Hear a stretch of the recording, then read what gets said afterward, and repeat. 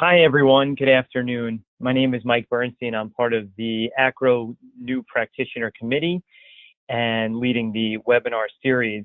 So thank you all for joining this afternoon. We have the pleasure today to listen to Dr. Anthony Dragun speak about extreme hypofractionation of breast cancer. It is our second webinar of the series of 2018. I'm going to introduce Dr. Dragun. He'll give his lecture for about 45 minutes or so, and then we'll have an opportunity to ask questions. Please just type in your questions into your computer. They'll come up on my screen, and I'll read them over to Dr. Dragun. So to introduce, we're very excited to have Dr. Dragun this afternoon. Dr. Anthony E. Dragun is the professor and chairman of radiation oncology at the MD Anderson Cancer Center at Cooper University Hospital in Camden, New Jersey. He completed his undergraduate degree in molecular biology at Colgate University, his MD at Hahnemann University School of Medicine, and his postgraduate board certification in radiation oncology at the Medical University of South Carolina. Dr. Dragun is the author of 5 textbook chapters and over 36 peer-reviewed scientific articles in the field of radiation oncology, specifically focusing on the disparities in cancer care and alternative treatment regimens for breast cancer. He was the principal investigator of the only once-weekly whole breast hypofractionated trial in the United States during his tenure at the University of Louisville School of Medicine, and he currently serves as a breast cancer committee member for ASTRO and the ABR. We are honored to have him, and I leave the floor to you, Dr. Dragun. Thank you. Thank you very much, Michael, for that overly generous and enthusiastic introduction. I appreciate it. And thank you very much, Shannon, for organizing the meeting. I'm very honored to talk to everybody today about this somewhat unusual topic. Many of you who are on the webcast today may not have heard of this regimen, and I understand it's a little bit fringy to some folks, but I do think it is an indication of where the field is going in the future, and I'm hoping to illustrate that today.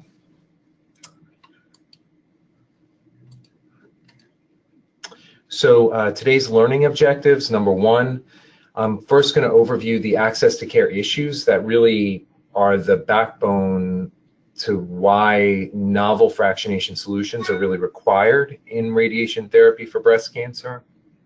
I'm going to review the background rationale and some of the early outcomes for extreme hypofractionation, which for the purposes of this talk is generally going to be described as fraction sizes over 5 gray per fraction, and discuss the future directions that involve both partial breast irradiation techniques and also the emerging idea of preoperative radiation therapy for breast cancer.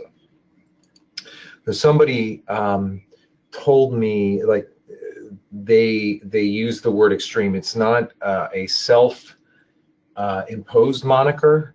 It was somebody who told me that I was extreme, which in my mind, being from New Jersey and living in New Jersey now, looks like someone from this band, but I'm going to try to make the point today that extreme hypofractionation is not going to be quite as ridiculous as some of the styles in this picture. So I gave a talk at the ACRO annual meeting. It was on a different subject, a related subject, sort of just regular hypofractionation. And I used a couple of slides, and I'm going to use them again. I apologize to people who may have seen them before, but it's the same rationale, and that basically, for those of us in radiation oncology, especially for those of us who take care of a lot of breast cancer patients, there are basically 2 premises that I think that we buy into. Number one is that breast conservation therapy, or BCT, meaning lumpectomy or conservative surgery with adjuvant radiotherapy, is preferred for the vast majority of early stage breast cancer patients. And number 2, the second premise is that the recent rise in the use of elective mastectomy with immediate reconstruction, usually done with tissue expander and implants, in otherwise appropriate breast conserving patients is troubling and I would argue anti-science. So what do I mean by these two premises? Well, number one, that breast conservation is preferred. It's been validated despite the very primitive medical environment and understanding of breast cancer biology and patterns of spread at the time. When we look back to the original studies, this was before the mammography era. Patients were all coming in with palpable disease. Patients were much more advanced than what we would consider today for breast conservation. But the premises of breast conservation were validated even in that much more advanced population. The B06 trial, the NSABP B06 trial, as I remind people, the entry criteria for that study was patients had to have palpable disease that was less than 4 centimeters. So very much different than the patients that we see today who come in with a small 5 millimeter lesion detected by digital mammography or 3D mammography. Number two, that breast conservation eligibility, i.e. stage migration, is the largest benefit of widespread mammographic screening, that you're basically catching disease earlier. And it's controversial whether we've actually improved survival outcomes for breast cancer over time, or whether our outcome differences are due to early detection. But what can't be argued is that the earlier you detect your breast cancer, the more likely it is you're going to be eligible for breast conservation. Number three, that breast conservation therapy is less toxic and more cost-effective than mastectomy, especially when you add in the additional surgeries of reconstruction, and especially contralateral prophylactic mastectomy, many of which we consider to be somewhat dubious.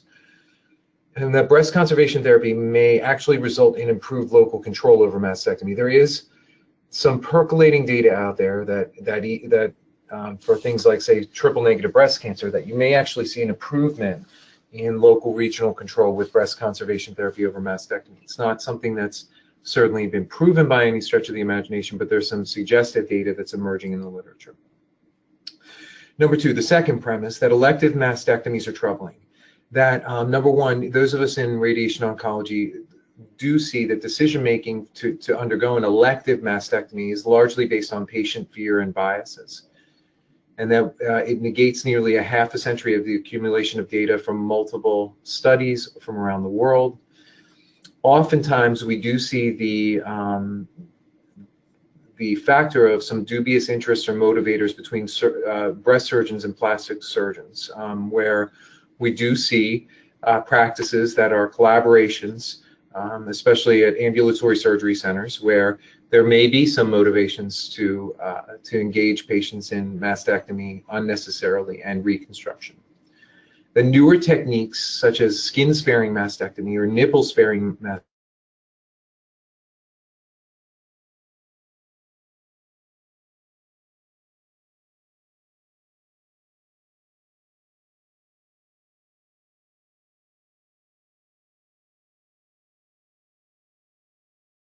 Dr. Dragun, are you still there?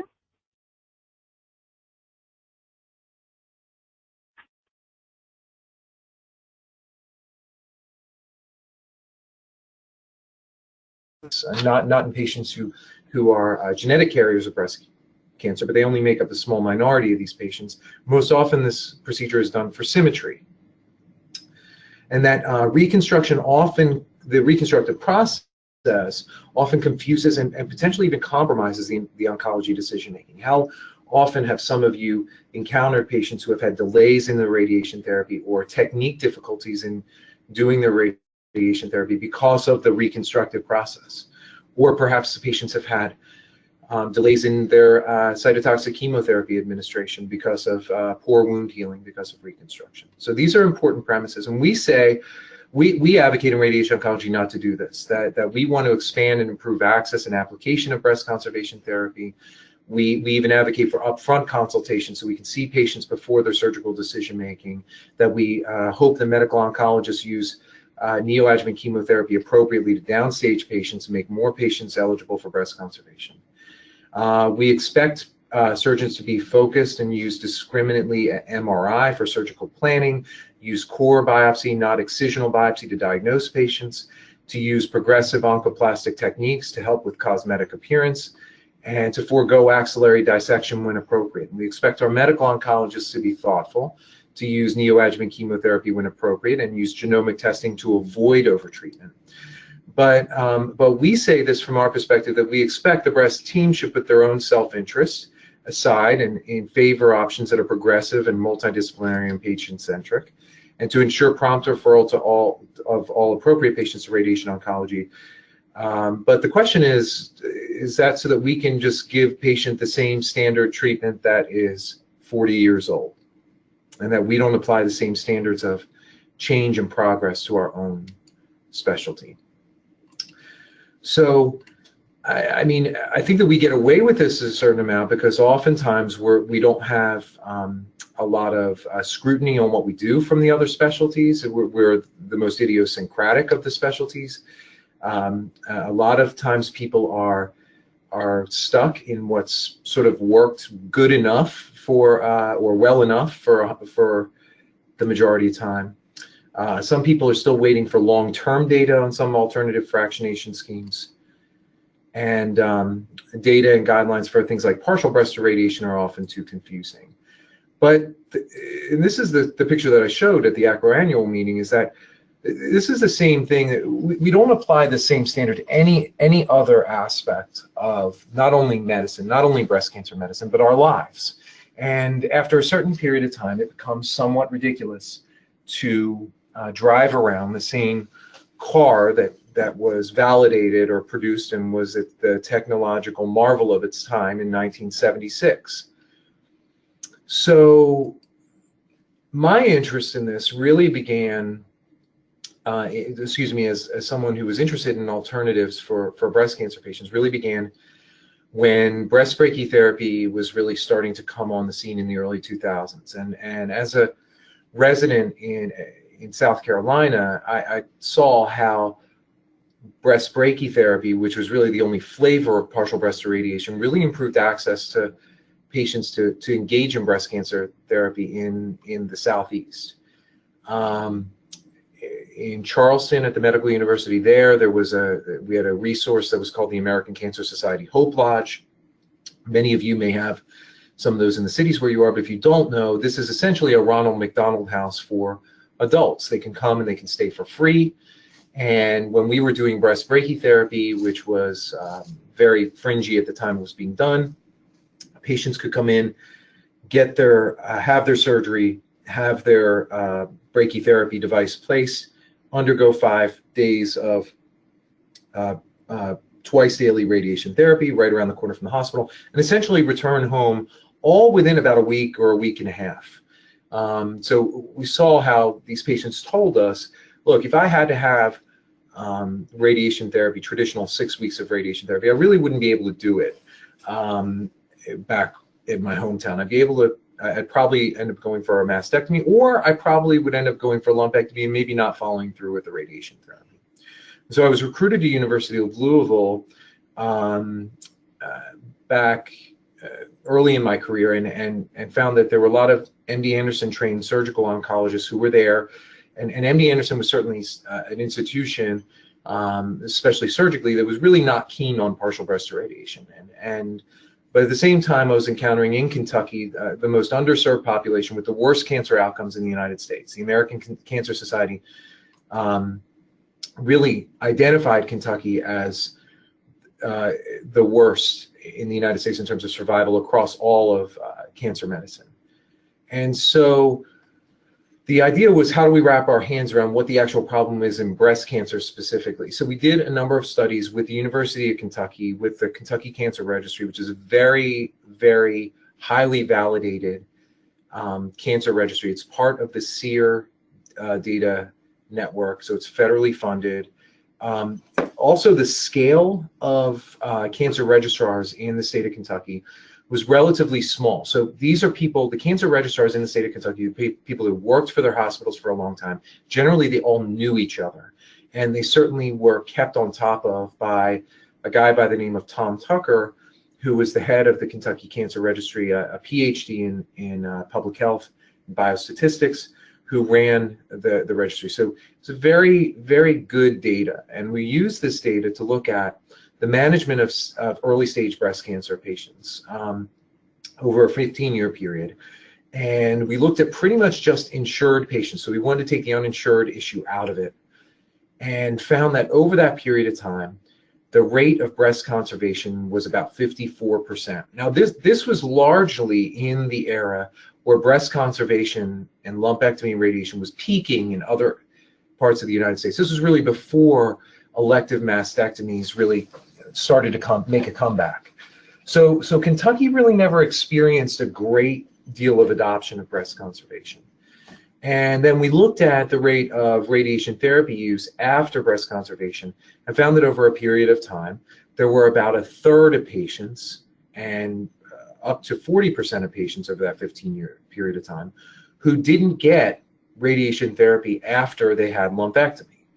So as a result, you end up with something that looks like this, that the most appropriate treatment, based on the premise that I described above for these patients, would be breast conservation therapy and radiation therapy. And only about a third, or a little over a third, of patients were getting this. And then you had two other pieces of the pie who were either being undertreated with breast conservation therapy alone, without follow-up radiation, or elective mastectomy. This would be overtreatment and undertreatment. And this, again, was before the studies were published on, omitting omitting radiation therapy in selected DCIS patients or in selected elderly patients. All of these patients over this period of time would have been recommended to have radiation therapy. And so what we look at is we say almost 2/3 of patients, okay, who we should be seeing through our doors in radiation oncology weren't being seen by us. Okay, so what I want to, the myth I want to dispel is that alternative fractionation is somehow going to eat into the pie of how radiation therapy services are offered in the United States, and that's going to have implications. It's going to have financial implications for hospitals and physicians. Some of that is true, but the opportunity to capture a much broader group of people certainly outstrips any financial implications of some of these regimens that I'm talking about. And so I want people to think about that and put that in the back of their mind as I carry you through some of this data. Now, what we identified is that we needed a short course whole breast program. Again, my surgeons there in the University of Louisville were not keen on partial breast irradiation. They wanted their patients treated with whole breast radiation therapy. Fine. And in 2008, conventional hypofractionated radiation therapy, meaning daily hypofractionated, sort of 40 to 42 gray once a day for 15 fractions, was still considered pretty fringy. The Whelan data from Canada was not published in the New England Journal of Medicine until 2010. There was only 5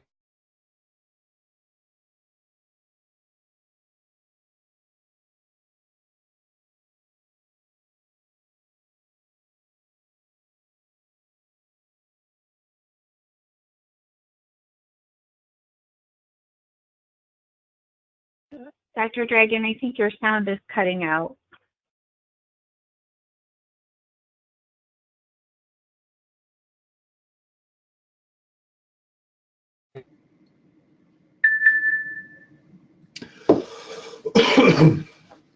I'm sorry to pause here, but Michael, can you check to see if my audio is coming through?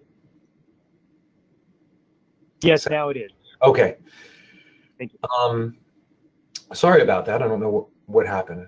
Again, I'll start up with this slide again, Michael. Is that okay? Or do I have to go back? No, that's about where you left off, right at the Whelan data. Okay, sorry. So, on my computer, I do see that my microphone is operational. So please let me know if I go out again. So again, in 2008, when I was trying to come up with wrap my arms around this problem in Kentucky, the Whelan data hadn't been published yet. That's the data from Canada that really changed a lot of practice patterns in the United States. That was not published in the New England Journal until 2010. We only had 5-year data for the START trials coming out of the UK. The Royal Marsden Hospital trial was the one with the longest term data. There was 10-year data. That was the START pilot trial, but that START pilot trial was still 5 weeks of radiation therapy. They were treating patients every other day on that study. with the original hypofractionated regimens. And these are the studies that everyone sort of knows about. The Canadian study, 42.5 gray versus 50 over 16 fractions, probably the most well-known in the United States. But none of this data was really available. I mean, it was out there, it was starting to come out, but it hadn't been published yet. The other problem that we had is that we didn't, unlike where I was in South Carolina, we really didn't have any ability to house patients for free. And so a daily shorter course, if it required an everyday treatment, was not likely to gain a lot of traction or impact the trends. And daily hypofractionated therapy really wasn't novel, and it was somewhat pointless for us to run a trial with daily hypofractionated radiation. And there was institutional support where I was for something that was more dramatic. They had an appetite to say, you know, we really need to improve outcomes in the state of Kentucky, or improve access to care, especially if not outcomes. And so there were a couple of studies out there that we looked at offering large fractions of radiation therapy as definitive treatment. The first study in France, which was published in Radiation Oncology in the Green Journal in 2006, where they looked at taking 115 elderly patients with a median age of 78 years who actually were too frail to undergo surgery. And they delivered 6.5 gray per fraction over 5 fractions once weekly. And there was a boost phase of this trial as well that was per the clinician, where they could give 1, 2, or 3 additional fractions of 6.5 gray targeted to the areas of gross disease.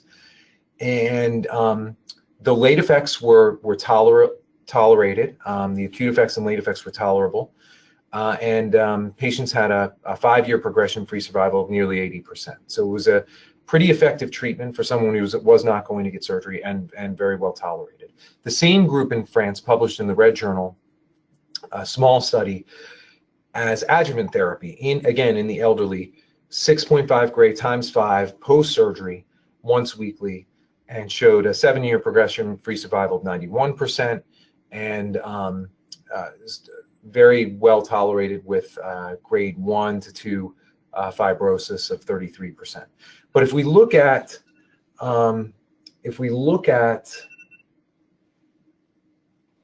patients who are treated with this fractionation regimen, this assuming an alpha beta ratio for breast cancer of 3, this is a much, much higher biological dose to the whole breast than we would typically give. It equates to about 62 gray in 31 fractions. But even at that biological equivalent dose being higher, that it was well tolerated. So the UK group, United Kingdom, not University of Kentucky, I have to be very clear about that, where I came from, started a pilot study to lower the biologic effective dose, and they chose 6 gray in 5 fractions every other day over 15 days. They did a pilot study of this with 30 patients, and they lowered the age requirement to postmenopausal women who were T1 to 2 N0. They did not have any chemotherapy, and they found that acute toxicity was very manageable,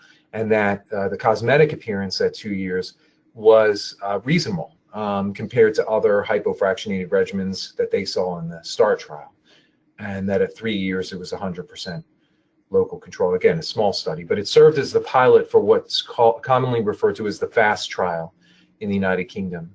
And this study, if you haven't seen it, was published in the Green Journal in 2011. I recommend to everybody that they take a look at it. 915 patients accrued between 2004 to 2007. So in the modern era, all of them postmenopausal, very Canadian-like hypofractionated patients with early stage invasive node-negative breast cancer. And they were randomly assigned to receive standard fractionation, 50 gray and 25 fractions, 30 gray and 5 fractions that over 5 weeks, once weekly, or 28.5 gray in 5 fractions, which is a biological dose reduction based on some of the data that they were seeing out of the START trial. So again, they're reducing the dose biologically in the third arm. similar to the way that they construct all of their hypofractionated trials in the UK. And they found that the results were very good. The early results were very good. At 2 years, there were no differences in local control. There were a few differences in photographic appearance of the breast, where it seemed that there was a slightly higher rate of marked change, if you look down here, in the photographic appearance of the breast in the 30 gray and 5 fraction schedule versus the conventional fractionation, 50 gray and 25, and 28.5 gray and 5 fractions, which were shown to be statistically equivalent.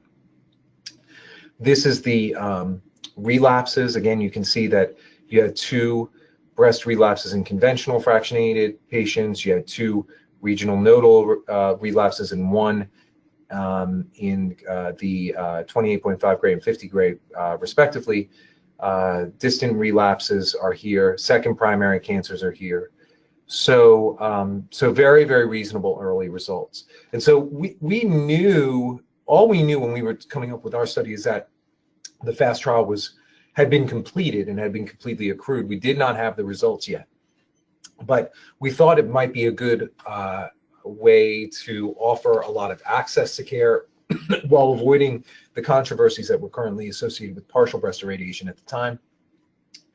To expand on the experience from the UK and Europe, we decided to go outside of the mainly elderly, node-negative, small-breasted, biologically favorable patients, knowing that the FAST trial had accrued about 1,000 patients, but that they were all very homogeneous in their look. So our study opened in December of 2010, and we looked at pretty much the same entry criteria as the main study that was getting ready to close for the NRG or the NSABP, which was B39. It was the randomized trial that was done looking at conventional whole breast radiation therapy versus accelerated partial breast irradiation. And so we made our entry criteria the same. Patients with DCIS up to stage 2 breast cancer with up to 3 lymph nodes positive, who underwent a partial mastectomy with negative margins. We started with the 30 gray and 5 fractions because that was the one that was most validated up to that time. But after the FAST trial was published, we allowed the 28.5 gray and 5 fraction regimen to be used as a protocol addendum. You know, we were a small single institution, and over the period of time, we accrued 170 patients to the study. We had no restrictions on breast size or the use of cytotoxic chemotherapy. We published at an interim analysis a study on acute toxicity, and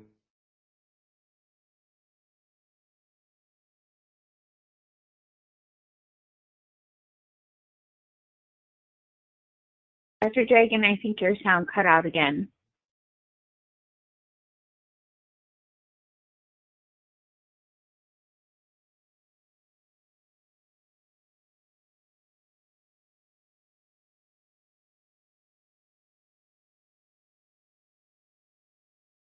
we did have about 10% node positive patients. The majority of our patients, 3/4 of them, were either intermediate or high grade. We had almost a quarter of patients were ER/PR negative. We had almost a third of patients who did have cytotoxic chemotherapy, and only about 1/5 of our patients received a boost. We did not want to, there really was no data on a boost in this type of treatment, so we wanted to avoid it unless patients were premenopausal.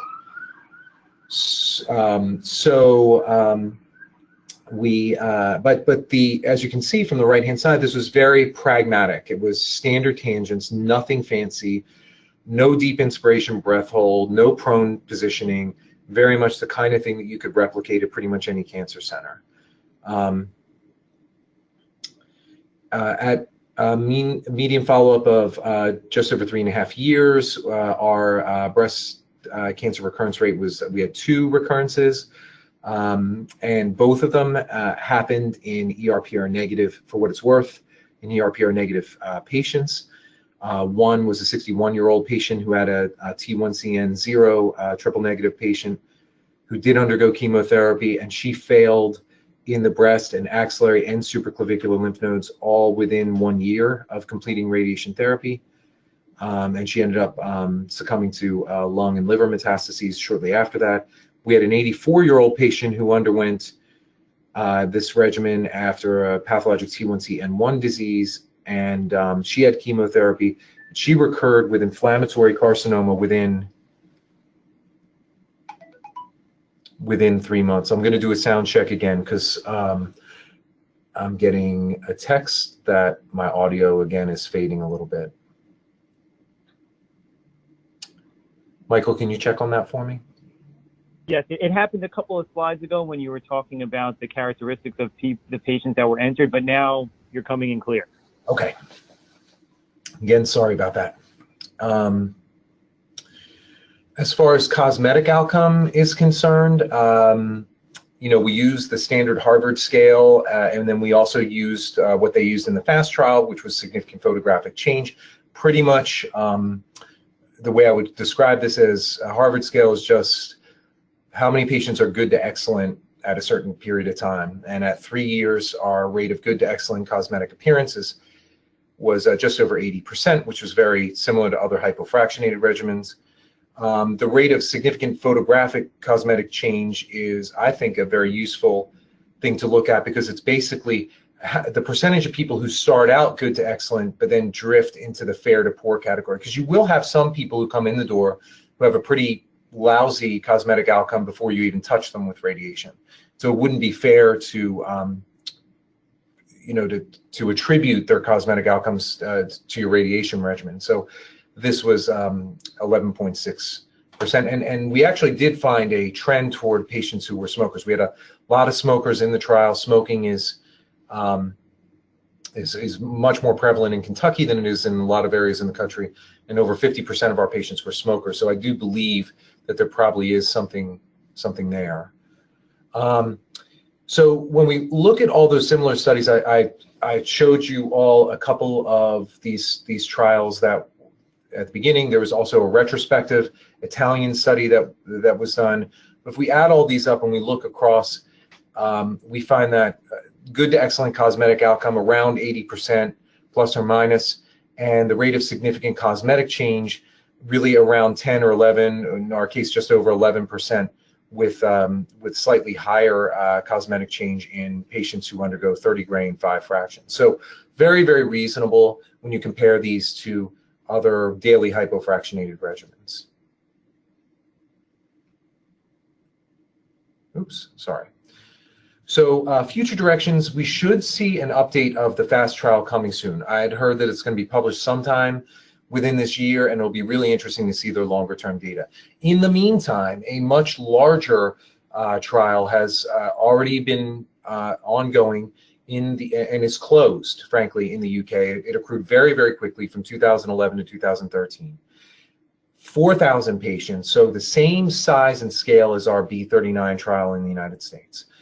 Patients over the age of 18, so very, very, you know, anybody can enroll in this. They had T1 to T3 disease up to N2 disease, much more aggressive, much more ambitious, extraordinarily broad and deep, with patients undergoing either a breast conservation or mastectomy. This is truly a biological fractionation trial looking at the control group, which now is daily hypofractionated therapy, 40 gray and 15 fractions, daily for 3 weeks, versus group number 1, where they're doing 5.4 gray per fraction over 1 week. So it's still daily treatment instead of once weekly, but extreme hypofractionation daily for 1 week, versus the second group, again, a biological dose reduction, slightly, but they're going to have essentially 2,000 patients in these test groups. And there was a second group of 700 patients, which they accrued after the initial accrual closed in 2016 for the addition of regional nodal irradiation. So lots of questions and exciting things are going to be answered by this trial. It will be likely extraordinarily controversial once it comes out, but it will be very useful. As far as partial breast irradiation is concerned, There's a small study out of the University of Vermont that was published in 2017, which looked at postmenopausal women with a small study with stage 1 disease, where they looked at 4-gray perfraction for 10 fractions once daily with partial breast irradiation, and at a median follow-up of 4 years, they had excellent local regional control with a very good cosmetic outcome.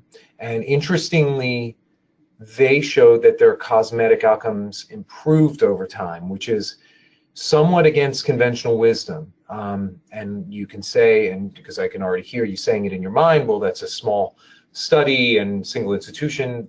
Let me show you some more data coming up that says that this may be something to think about. They actually did some pretty rigorous software cosmetic outcome analysis. And it's called the BCCT score, which actually predicted was a lower good or excellent cosmetic outcome than patients or physicians showed. But be that as it may, they were very rigorous in their cosmetic outcome, and they did show, though, that whether it was rated by patients or physicians or that software score, that over the period of time, the scores did improve. So food for thought. Sylvia Formenti, when she was at NYU and really pioneering a lot of treatment with the prone technique, they had a study of 100 patients who were largely favorable patients, postmenopausal, low-grade, ER positive, but they used the 30-gray and 5-fraction scheme in the prone technique, partial breast irradiation over 10 days, so they did it every other day. And they showed at a median follow-up of 5 years that the local regional recurrence was very good, very low rates of late toxicity, and cosmetic outcome was very good. So this one, essentially, this trial, as what Dr. Formenti did, but on a much larger scale, an Italian randomized trial in Florence that looked at women over the age of 40 with ductal carcinoma in situ up to stage T2 disease, up to stage N1 disease, 520 patients, 25% of whom were considered unsuitable by the ASTRO guidelines at the time. Now those ASTRO guidelines have been revised in 2016, but the original ASTRO partial breast irradiation guidelines. But suffice it to say, a quarter of patients who weren't exactly the most favorable patients, they randomized patients to receive either 50 gray and 25 fractions, whole breast radiation with a boost versus partial breast irradiation, 30 gray and 5 fractions, again, every other day.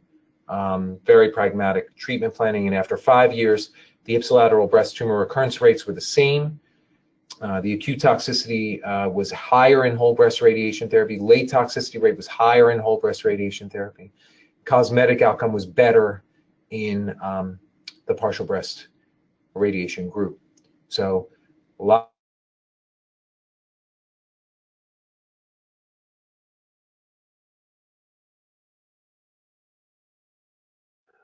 Sorry, we lost you again, Dr. Dragun. If you could check your microphone.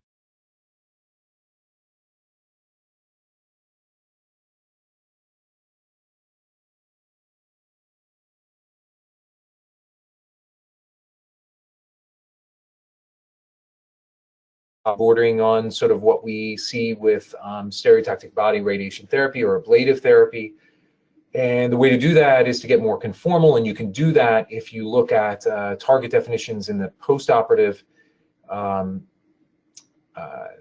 sort of situation being all over the place versus in the preoperative target delineation, a lot of congruence between radiation oncologists. So postoperative treatment being a little bit less predictable and less reproducible than preoperative treatment. And also the idea that there's a lot of valuable information from preoperative treatment, just like the medical oncologists have learned that we can see radiographic responses. This is a CT PET scan before and after radiation therapy. We can see histopathologic responses, and like Janet Horton and her group at Duke have shown there's even some gene expression changes in the pre and post-operative setting. So lots of opportunity for very useful research going forward into the future.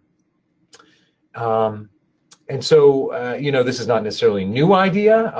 The Europeans way back in the 70s and early 80s, looked at preoperative radiation therapy, pretty much back when there really was no other validated preoperative treatment. There was no cytotoxic chemotherapy that had been validated. And so this was an interesting study that was just recently published. And the reason I think it's interesting is because it's long-term data where they went back and did immunohistochemical studies on the specimens that were retained by the patients in the study, 187 patients with very locally advanced disease.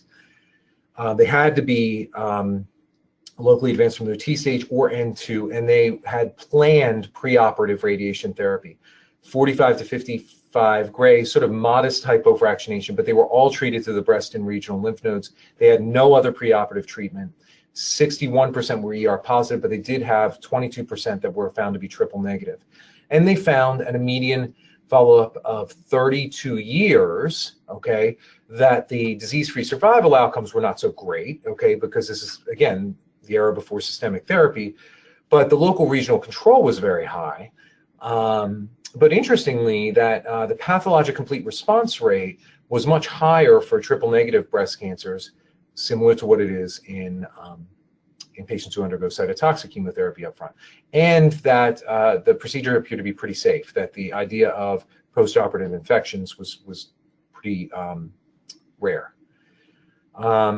So in the United States, Janet Horton at Duke has published in the Red Journal a pilot study of postmenopausal women with early stage biologically favorable disease, 32 patients. They did a single fraction dose escalation trial, 15, 18, 21 gray, with surgery within 10 days, and they found that it was very tolerable, that there were no surgical complications, no grade 3 toxicity, and they looked at MRI changes and changes in gene expression, which really are not very well understood at this point in time, but that they did occur, but they did show all patients had good, excellent cosmetic outcome.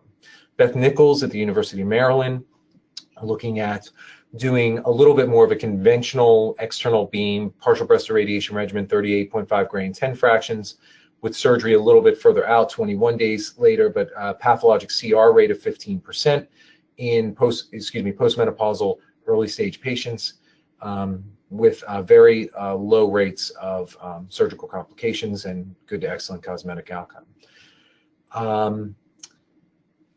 The Europeans have published their first phase 2 trial for postmenopausal women with early stage disease. All these women had sentinel lymph node biopsies done up front, so they had that done first to make sure that they did not have nodal disease. 70 patients treated 40 gray and 10 fractions over 2 weeks with essentially a GTV plus a 1 centimeter margin for the CTV and PTV of 5 millimeters with IMRT or VMAT, and they had their surgery done even further out, about 6 weeks, where they showed a median follow-up of 2 years, that the grade 3 toxicity was very low and very low rate of local regional occurrence, but they too showed that their cosmetic results improved over time. So I think that there could be more to learn about how patients' cosmetic appearance changes over time in the era of these alternative fractionations. So to wrap it up then, at just over 45 minutes with very few technical difficulties, but some bumps along the way. Extreme hypofractionation is promising. It's out there. It's coming. Within the next 10 years, it will move, I believe, into the mainstream. And I do believe it's a pragmatic alternative to daily radiation therapy. And it has the potential to improve cost efficacy and access to care. It has a wide applicability when you think of patients outside of Western countries and their ability to engage with breast conservation therapy. It has a wide applicability in those situations in emerging markets. We are awaiting the update of the FAST trial, which I think will be very interesting, but I think it'll be confirmatory. But I really consider it as part of an all-of-the-above approach to alternative breast radiation therapies, whether it's daily hypofractionation, partial breast irradiation, intraoperative radiation. You know, I'm really encouraging a lot of people who are investigating this to think of beyond the sort of safe population in the United States, the sort of postmenopausal stage 1 biologically favorable patients. I mean, some of the data that I've shown has shown that, you know, perhaps some of these treatments are more effective in the more biologically unfavorable patients. So something to think about. And I just think that, you know, we are in an era where we really have to be open to a lot of new ideas and be open to encouraging liberty among young investigators and not stifling innovation with some of these things. I think that we should encourage people to bring these things forth because we don't know where this is going to lead. I think that, you know, looking back to a lot of us in the field, who could have predicted where the treatment of brain metastases was going to go? Who could have predicted where the treatment of non-surgical treatment of early stage non-small cell lung cancer was going to go? So the conventional wisdom is that you know, non-small cell lung cancer will always be a surgical disease, that brain metastases will always be a death sentence, and every patient is going to have whole brain radiation therapy. And we've seen over the past 10 decades those things change quite dramatically. And I think that we need to be open to not necessarily the potential downsides to what these fractionation schemes may mean, but also the potential upsides, the potential to getting more patients in to our centers, to having more of them choose breast conservation, and to also wonder, would the return of mastectomy and immediate tissue expander-based reconstruction, would it have really gained a toehold if there were a lot more alternatives available at that time to 6 weeks of daily radiation therapy? Would these studies that so exuberantly embrace omitting radiation therapy, even where there is a small but measurable benefit in the elderly with invasive disease or in early stage DCIS, would those have gained such widespread support if the studies or patients had access to anything other than conventional 5 to 7 week radiation therapy? I think there's an argument to be made that when you reduce the cost of care, when you reduce the burden of care on patients, that small differences in local regional control that may manifest are more significant when you reduce the burden of radiation therapy on those patients. So just food for thought, and I appreciate all of y'all's attention, and I am sorry for some of the technical glitches that have occurred along the way. And now I'm happy to take your questions. Well, thank you very much, Dr. Dragun, for that excellent and informative talk. I think we were all waiting on the edge of our seat so that when your mic went out, I think we were all disappointed. But it was really an excellent talk. We do have some questions and a few comments if you have some time. We'll start with the first, which is, do you think that extreme hypofractionation will be applied for regional nodal irradiation?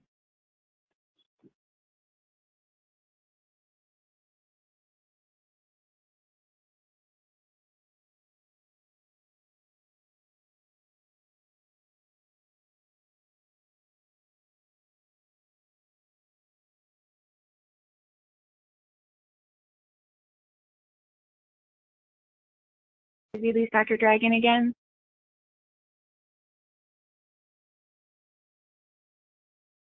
Term data of daily hypofractionation for regional nodal irradiation, you know, the sort of 2.7 gray per fraction,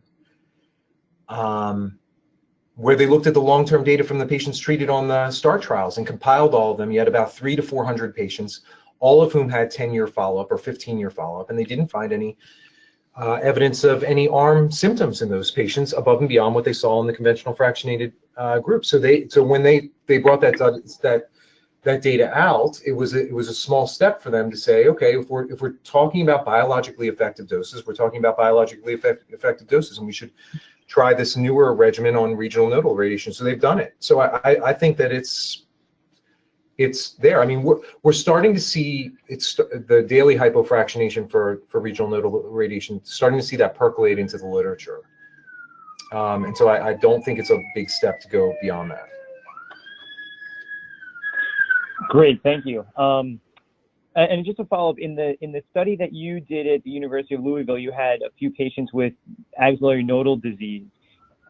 there was nothing different about the general tangential treatment, no high tangents, just whole breast? Right. So that's a really good question. So at that time, that it was being so we went off of the B39 study for what they defined as whole breast radiation therapy, and what they defined as their entry criteria. So you could have up to 3 positive nodes without extranodal extension. Okay.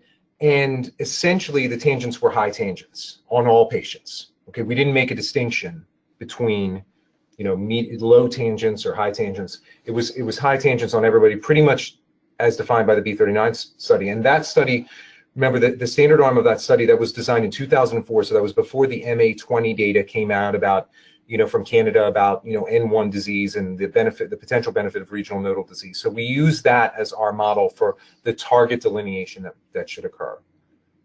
But we did not treat with regional nodal irradiation. Great.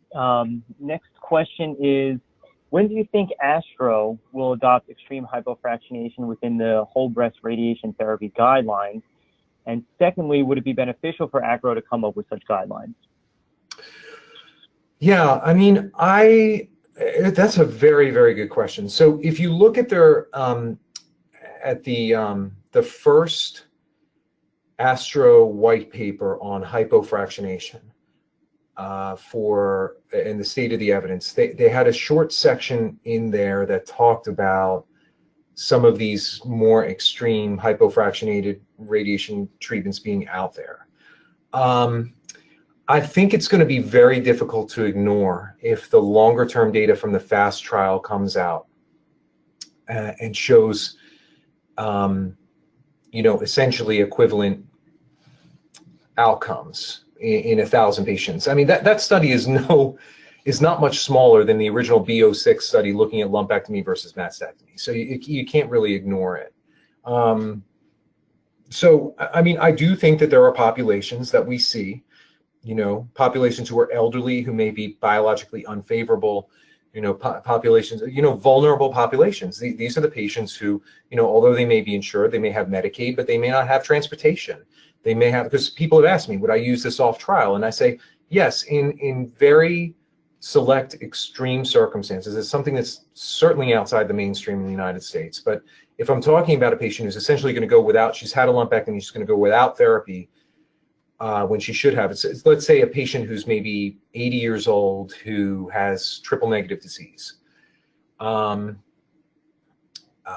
will talk about this regimen with her as being something that's been shown to be safe, certainly safe. Efficacy is, we're not really sure, but it's certainly safe. So I'd like to see it happen. I'll advocate for it to happen. ASTRO is a very powerful body.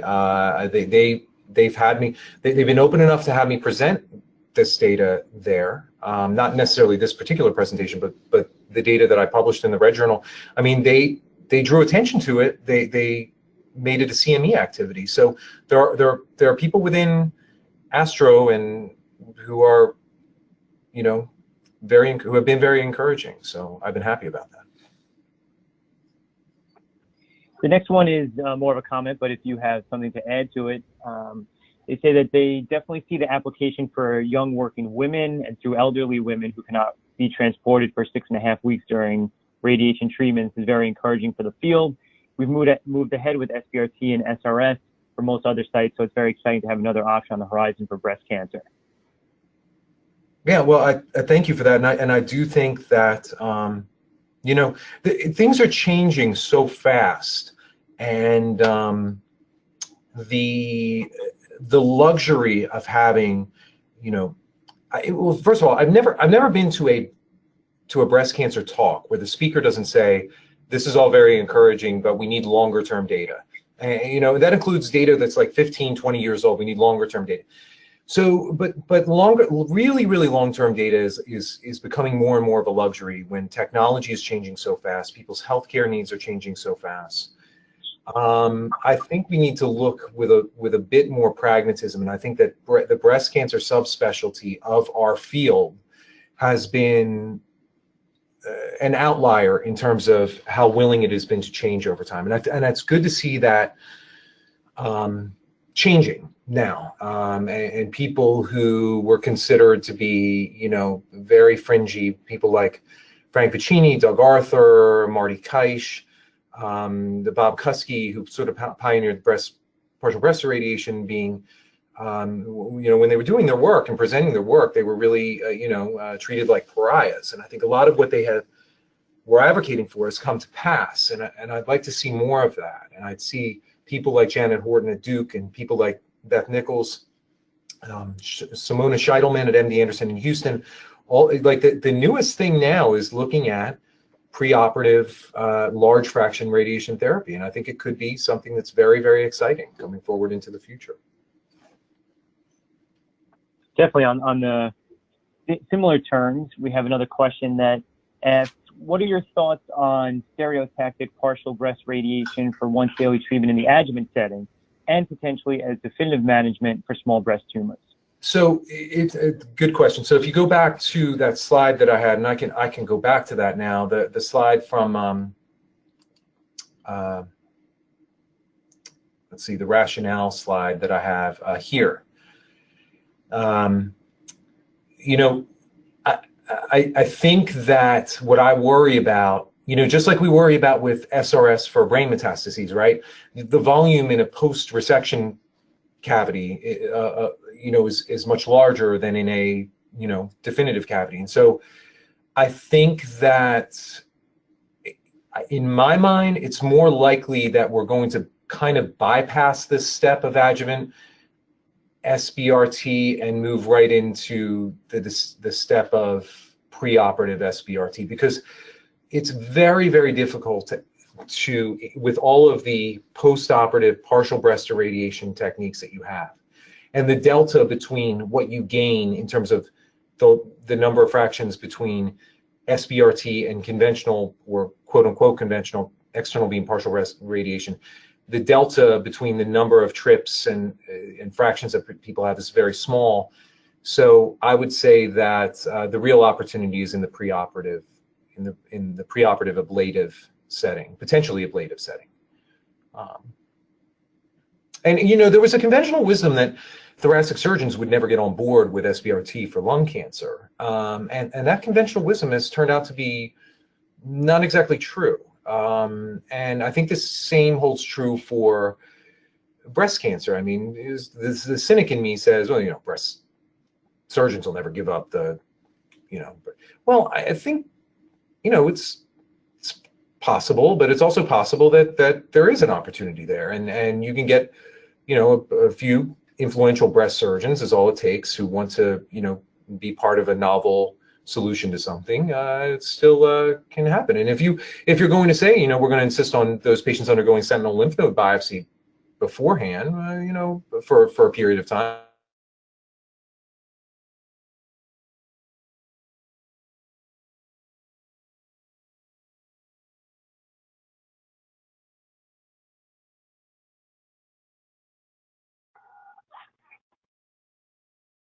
Sorry, Dr. Dragun, can you just check your mic one last time?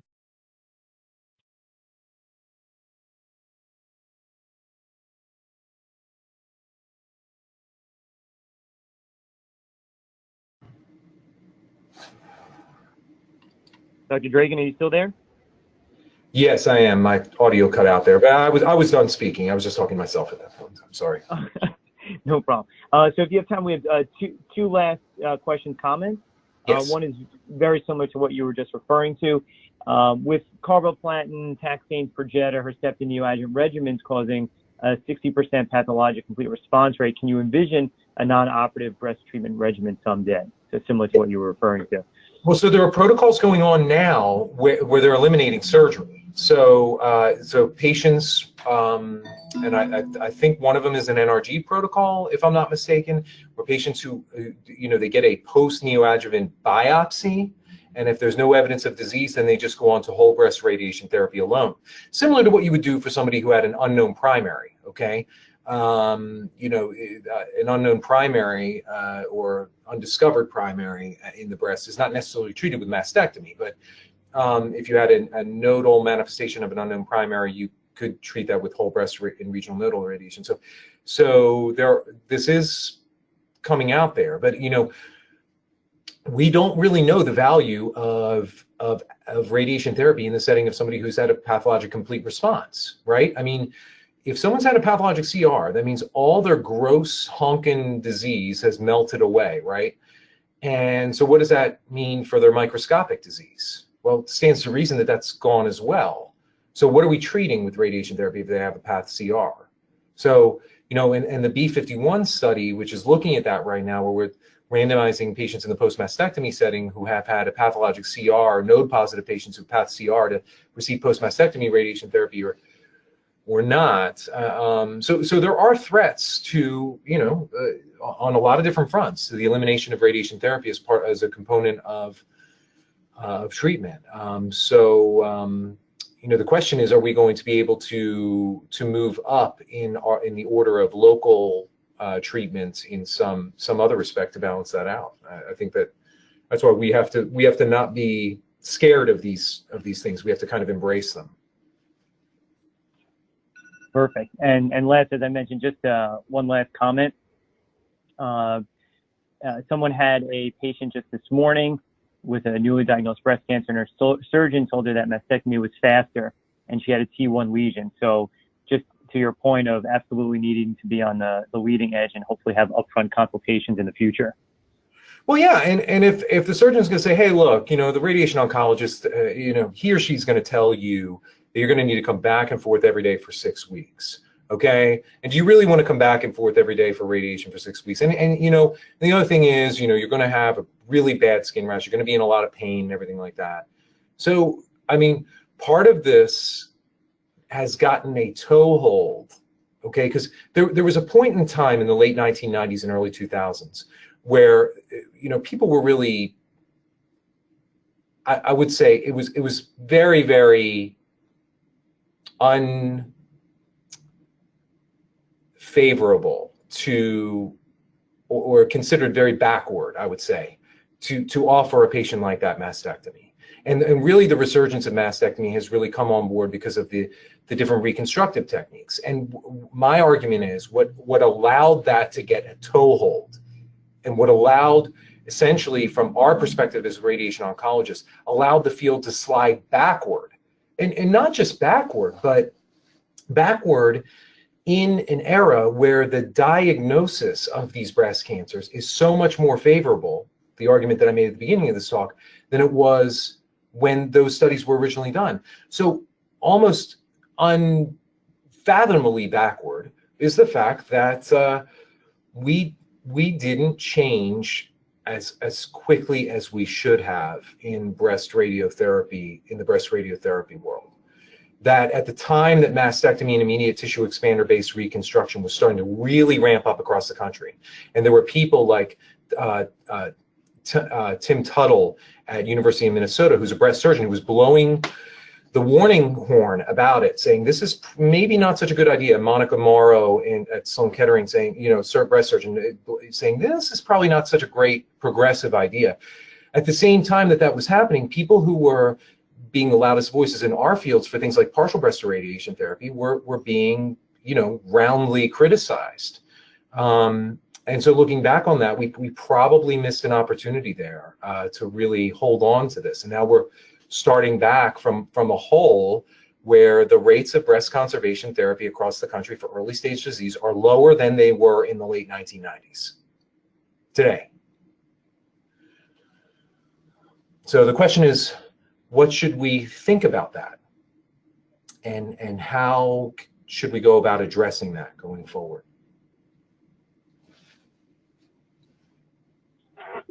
Well, once again, Dr. Dragun, on behalf of all of ACRO and the attendees and new practitioner committee, I thank you for a really wonderful talk and extremely informative.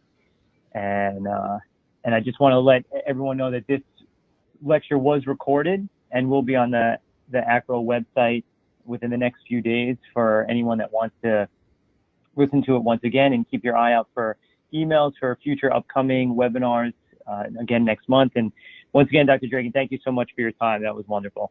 Thank you so much, and anybody can feel free to email me if they have any further questions. Appreciate it. Thank you.